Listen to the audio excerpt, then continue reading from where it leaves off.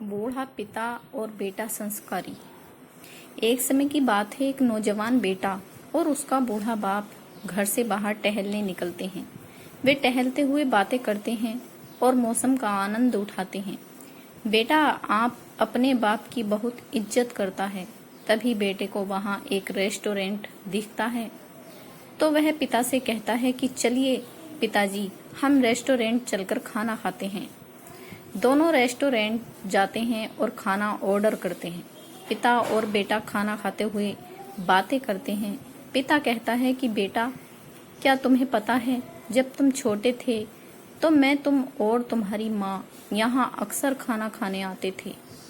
बेटा कहता है कि हाँ पिताजी, मुझे याद है, इसलिए तो मैं आज आपको यहाँ लेकर आया हूँ।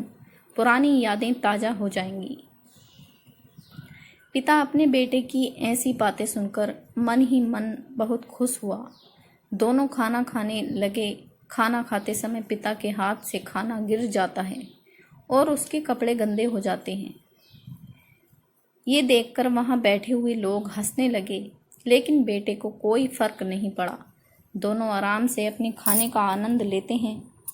जब दोनों का खाना पूरा हुआ तो बेटा बड़े आदर के साथ पिता का हाथ पकड़ता है और उन्हें वॉशरूम में ले जाता है।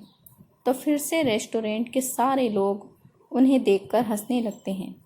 बेटे को कोई फर्क नहीं पड़ता।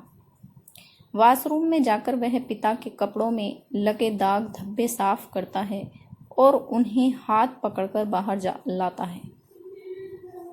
वे दोनों अपना बिल मैनेजर को देते हैं और जाने लगते हैं। तभी मैनेजर बेटे को कहता है कि साहब, आप यहाँ कुछ भूल रहे हो।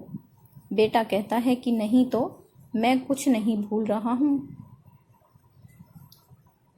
मैनेजर फिर कहता है कि साहब, आप यहाँ इन लोगों के लिए एक सीख छोड़कर जा रहे हो कि कभी भी बूढ़े माता पिता के लिए शर्मिंदगी महसूस नहीं करनी चाहिए और हमेशा उनका सहारा बनना चाहिए। अपने माता पिता की सेवा करनी चाहिए। तो दोस्तों, आपको ये कहानी कैसी लगी?